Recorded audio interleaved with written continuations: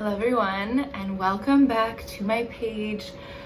So today I wanted to talk about my 2-month update concerning my all-in journey, my all-in process, whatever you want to call it. And here are a couple things that I found that have changed over time, or new things that I've noticed physically and or mentally. I hope these videos can either encourage or comfort some people that are either going through it or thinking of going all in, because as much as there are some hardships and some challenges that you've probably seen in my last video, there are some really great things, and these are some of them. Something that's been really great is that I don't have nearly as much guilt as I used to have towards food.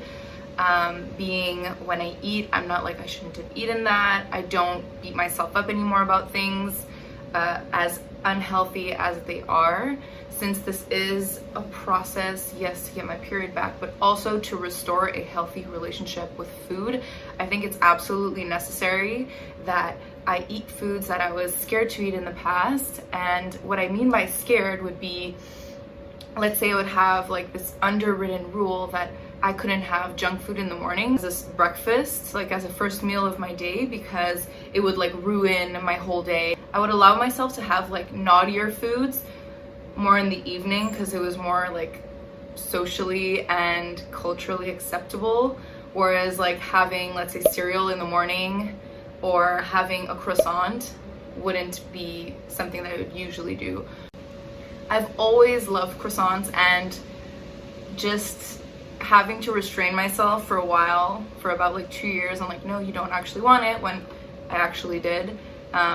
It was kind of sad. It just made me want them even more. And I was so frustrated about everything around me because I was frustrated with myself first about these decisions. I was just going against what I really wanted in the first place. So now I've been having the croissant and, having one and a half, or whatever I want to have. And most of the time what I've noticed is that I'll have one, and then I'll have like, let's say, bread with like avocado on it, and on the side, like something a little bit more filling, because croissants aren't very filling. And it's not even like I don't allow myself to have 2 or 3 if I wanted to.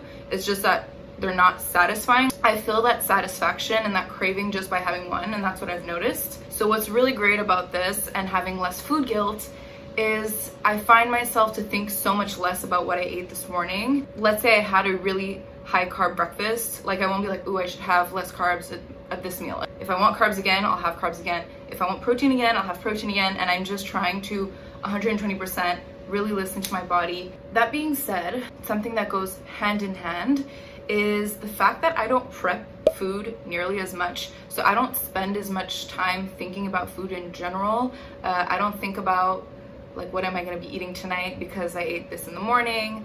I don't find myself calculating how many calories I should have in the morning because, like, let's say I have a dinner at night. I really don't spend time at all actually calculating, because as soon as I find myself to like kind of do that, I automatically try to reframe that thought and think like, no, if this is really what you want right now, then have it. And if that means putting on more weight, then sure. And it just feels really good mentally to just be able to have that freedom. Just overly planning, and also I find myself just caring less about the food. Like, it's not as important as it used to be. I don't feel the need to do like my groceries all the time, because I don't mind if someone else doesn't buy the things that I used to buy. It doesn't matter to me anymore. I'll eat what's there, and that's about it. Also, I find myself to forget about food, which is really strange, because someone that has been living something similar as me can understand that like food is like the only thing that you think about, or at least one of the major things that you think about. I actually forgot that I had a granola bar on me one day, and to some they're like, okay, great for you.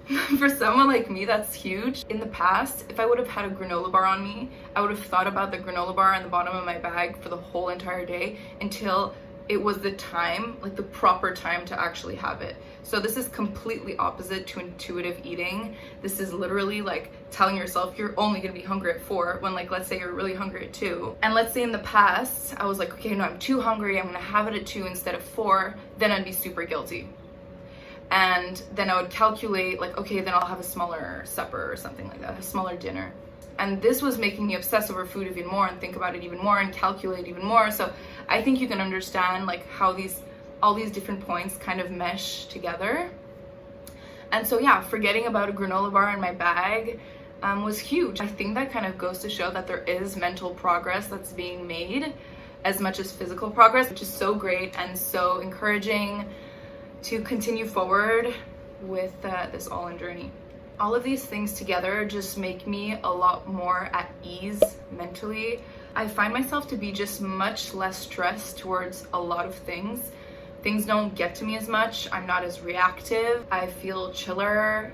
I know that people around me have told me that I'm a lot less grumpy, which is really nice, because who wants to be around a grumpy person? You know, I think that the reason why I was so grumpy is because I was so dissatisfied with myself. Also, something that's made me so much more mentally at ease has been the fact that I've been looking into intuitive eating, and for those that know what it is, then it's very simple. It's basically just eating. We just gave it the name intuitive eating because there's so much diet culture that now it's almost like we don't even know what eating is anymore. Well, intuitive eating is basically just listening to your internal hunger signals, hunger cues, just honoring your hunger and honoring your fullness and honoring also the cravings that you have and being kind to your body. And it's really been great. And I've been reading this book, which is Intuitive Eating by Evelyn Tribole and Elise Reich. And this is the 4th edition, so the newest one. I find it nice to read the most updated versions just because they have some more current updates, which is super interesting considering that the diet culture nowadays has been repackaged with, you know, wellness and health, but it's still diet culture. Diet culture is still very much there, and maybe more than ever, but companies have found ways to rebrand it, to repackage it, to disguise it by saying that it's for health and for your well-being. Also, something that I find really interesting that I've been doing since going all in, or that I've stopped doing actually, is all my health rituals.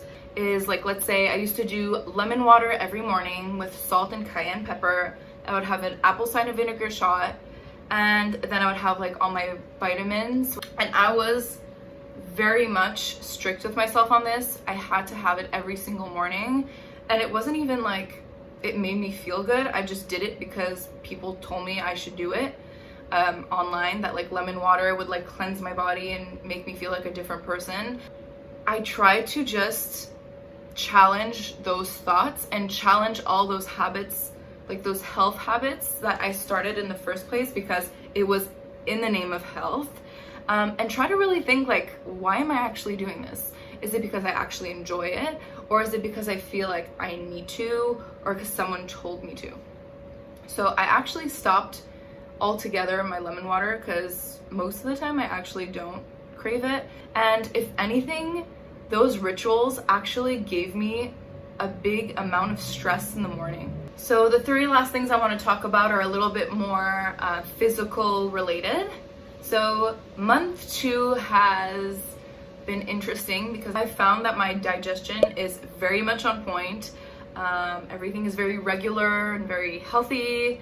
And that's been really great because I feel like when you don't eat enough, it isn't the case at all. Otherwise, another physical aspect has been my skin. I talked about my perioral dermatitis flaring back up in a previous video. However, it has calmed down since then. I don't have the rash anymore, which is so crazy that it left so quickly. I'm not putting a cream on it anymore like I used to.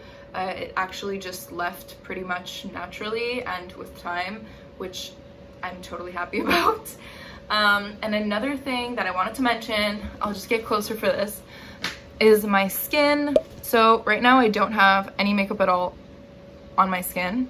And as you can see, I have like little bumps and like a lot of texture on my skin. It's not necessarily acne or anything. I've never been acne prone, which I feel very grateful for, but I do see that there's a lot of, you know, texture going on in my skin. I think that also has to do with the fact that my hormones are changing.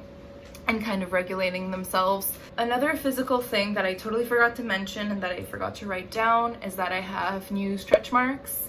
Yeah, that's not so fun. I have stretch marks on the inner part of my arm, very, very small and faint. Like, I don't think anybody would ever notice them. I do because I'm like scrutinizing myself. It is normal. But yeah, that's been something that's been kind of hard lately. And the last thing is something that I completely forgot about before going all in, and that I would have loved to know. Take off your rings. Please take off your rings. I had to cut off one of my favorite rings. If I left it on, it would have become a problem. So take off your rings before going all in, or if you have any like body changes coming up. I think that, you know, once your body settles in, you can put them back on, but don't make the mistake that I made, and so that you won't have to cut them off. But yeah, that is all for today. I hope you enjoyed, and I'll keep on making these videos as long as you guys like them. So thank you so much for watching. I appreciate it as always, and have a great, great day.